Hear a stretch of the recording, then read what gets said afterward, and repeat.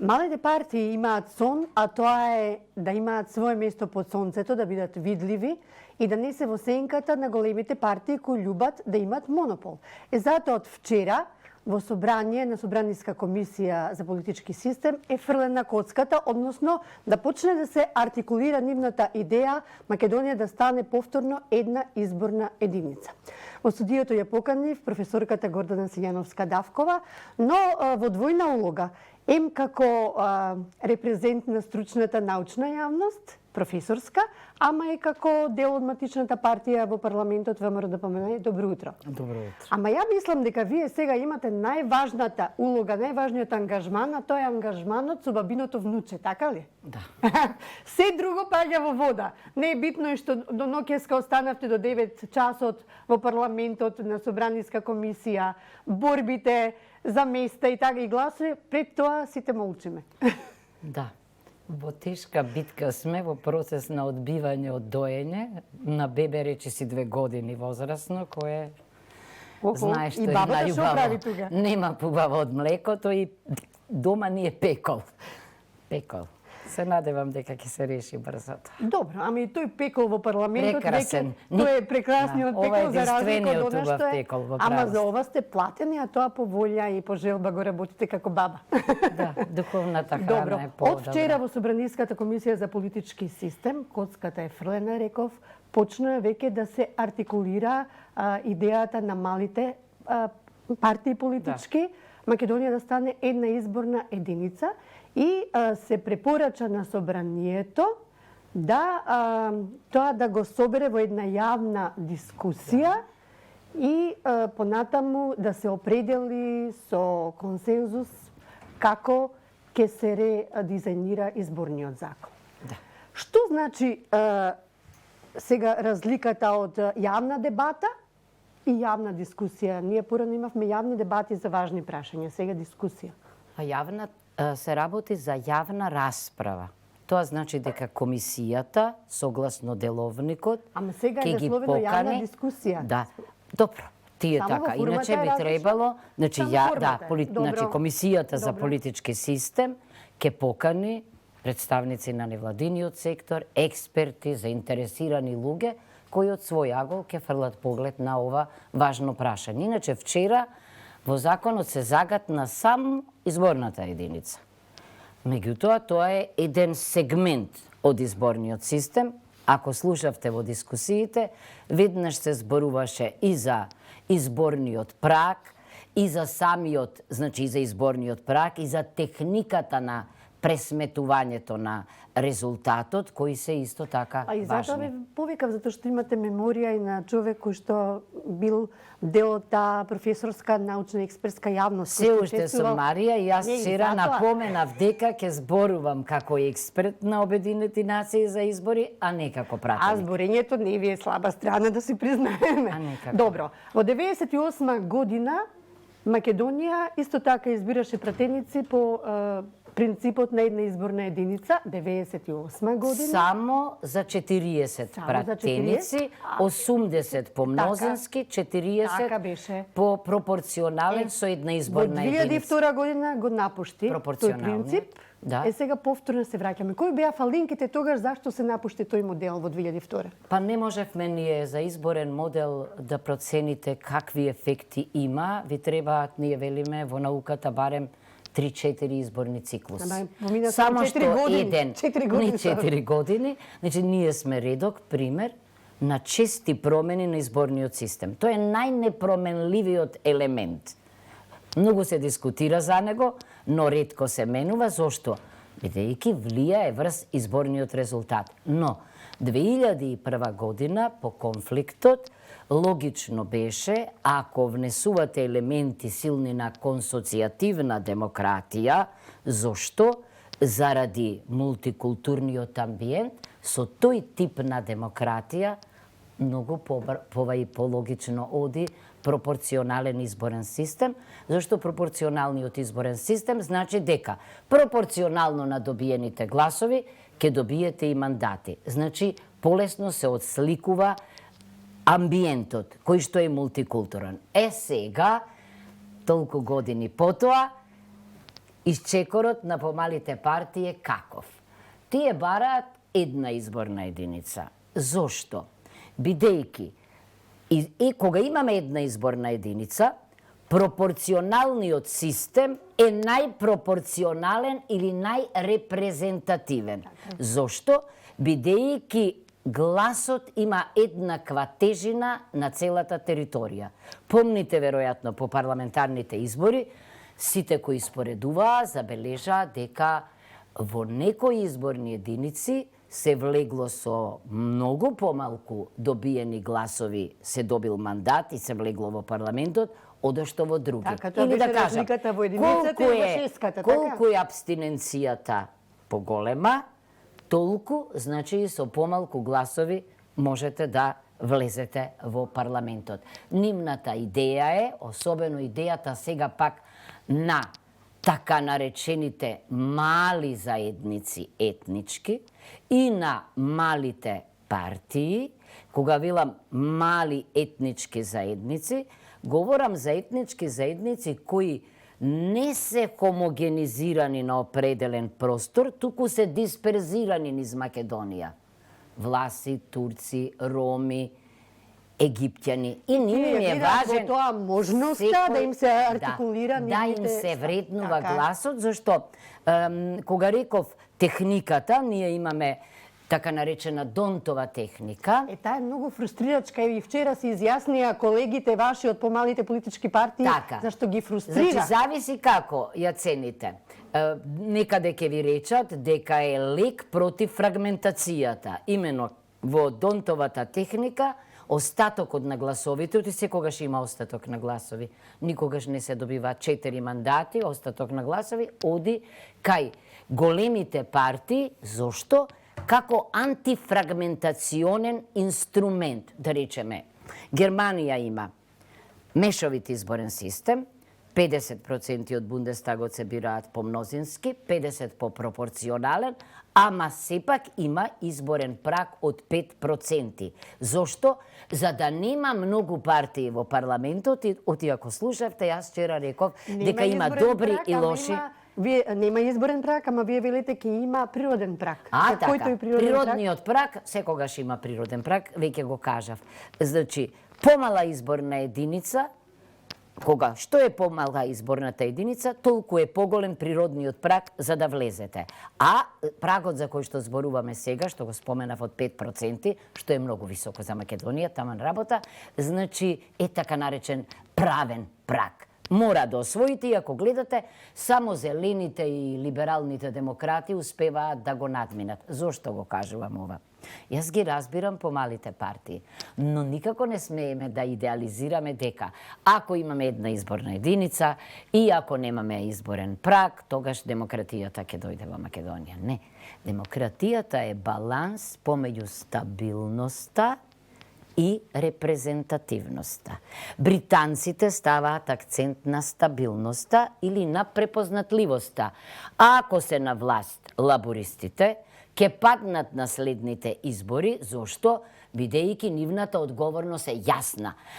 Зошто? Затоа што имате нефрагментирана опозиција која што во секој момент покажува дека е добро решение. Значи треба баланс. Ние сме далеко од англичаните, уште подалеку сме од холанџаните кои што до сега само еден изборен модел имаат и не го менуваат. Меѓутоа нам не треба. Има дури и тие има дури и референдуми не помина, ама само да кажам колку земји имаат една изборна единица. Мислам бурда урнек, нешто што можеме ние да го прилагодиме на нашиот и менталитет на политичките партии, бидејќи тие се одрази на менталитетот на нивните гласачи. Нешто што ќе функционира кај нас. Еве сега да ви кажам, значи во моментов во европското семејство Словачка и Холандија имаат една изборна единица. Во нашиот регион Црна Гора и Србија. Хрватска и Хрватска. Толку се. Зборувам, многу повеќе се државите кои што имаат пропорционален изборен систем. Најмногу имаат, меѓутоа со различни други техники. Оваа техника може да се замени и со друга. Например? ви ги броje вчера. Значи има херова техника, има империјали, има друг колку е квота. прилагодлива кај нас, дали ќе може? Многу прилагодлива е. Тамо остатоците не одат кај големите партии, туку да речеме, кај онаа партија на кој не достига определен број гласови за да добие мандат. Или пак има комбинација, остатокот од гласовите, за остатокот на гласовите, целата се смета, значи целата држава како една изборна единица, тоа е херовиот модел, и тогаш се делат на партиите пред оние партии кои што се најблиску до добивањето на мандатите и така натаму. Но не немам ништо Тоа против. може да се земе како една добра практика Ако се за сеќавате, почеток. тоа беше предлогот на господинот Снопче. Меѓутоа, Да, тој сакаше 8 изборни единици. точно, значи тој бара по зголемување на изборните единици и промена на техниката на пресметување. Да не биде техниката како што е сега Донт, туку да се земе една од другите техники кои се многу.